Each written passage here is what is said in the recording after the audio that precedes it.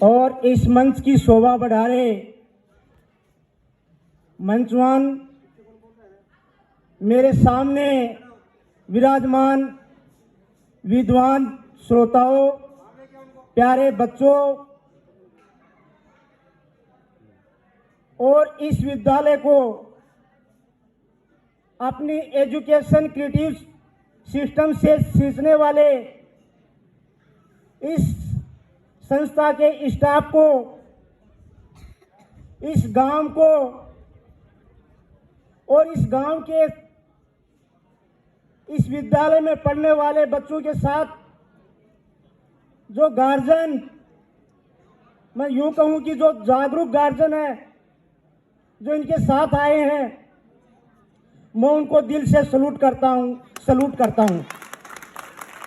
साथ में ही इस संस्था के डिसिप्लिन को और इस संस्था के संचालन करने वाली टीम को दिल से सलूट करता हूं।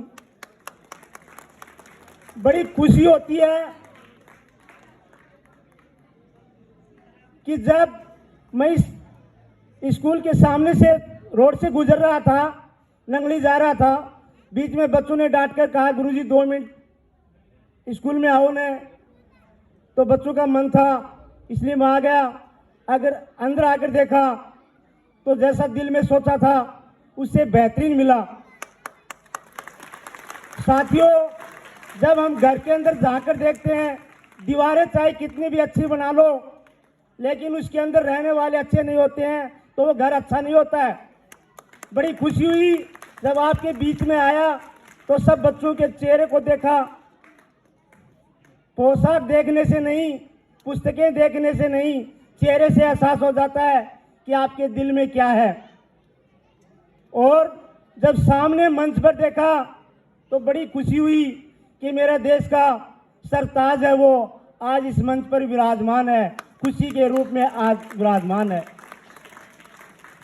मैं उम्मीद करूं सबसे पहले इस गांव का नागरिक होने के नाते इस ग्रामवासियों से कि जब कोई नेता आता है तो उसकी दरी बिछाने के लिए ज्यादा से ज्यादा केंद्रित हो जाते हैं, या कोई भजन सत्संग होता है तो उसके अंदर एकत्रित हो जाते हैं तालियां बजाने के लिए। लेकिन जब बच्चों की बात आती है तो उनके साथ नहीं आते, बड़े दुख की बात होती है।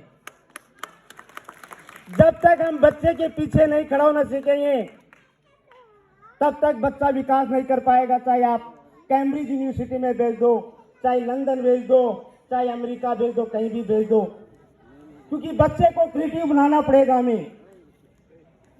साथियों, मैं आपसे प्रश्न करूं कि क्यों आए हैं आज हम यहाँ पे, क्या कारण है कि हम एकत्रित हुए हैं?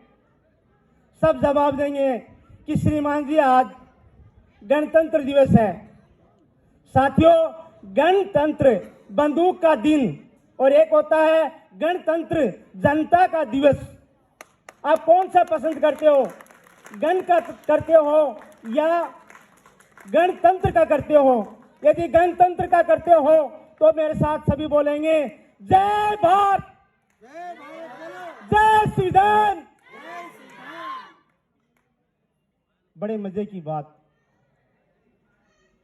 जब तक आपके दिल में उमंग नहीं होगी, जज्बा नहीं होगा, वक्ताओं को सुन लोगे, तालियां बजा दोगे, तालियां बदलने से इतिहास नहीं दोहराया जाता है।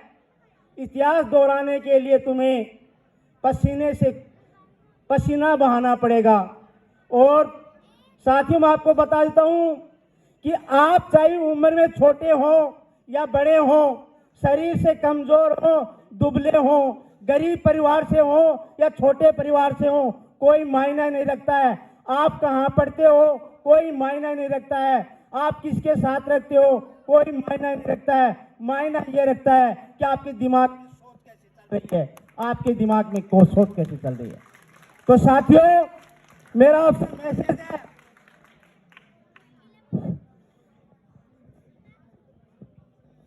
मेरा आपसे विशेष निवेदन है अभिभावकों से, क्योंकि गुरुजनों से तो मैं निवेदन नहीं कर सकता हूं कि ये तो साक्षात मूर्ति हैं शिक्षा की, तो इनको तो मैं नहीं कह सकता हूं, इनसे तो हम प्रार्थना ही कर सकते हैं।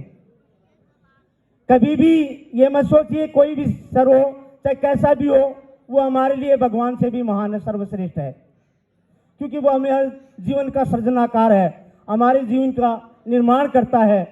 मात्र एक शिक्षा ही एक ऐसी है, मेरा मैसेज सुनना, चाहे आपके पास गन बंदूक हो, चाहे धन दौलत हो, यदि आपकी समाज में महत्व बना सकती है तो मात्र एक पुस्तक बना सकती है, एक शिक्षा बना सकती है। इसलिए किसी कवि ने लिखा है कि कोई पुस्तक आपकी जिंदगी नहीं बदल सकती है, लेकिन पुस्तक में लिखी कोई पंक्ति आपकी जीवन बदल देगी।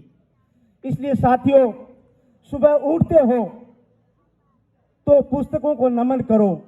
मैं ये नहीं कहूंगा कि भगवान को नमन नहीं मत करो, वो हमारा आस्था के प्रतीक है, उनको भी करो, लेकिन यदि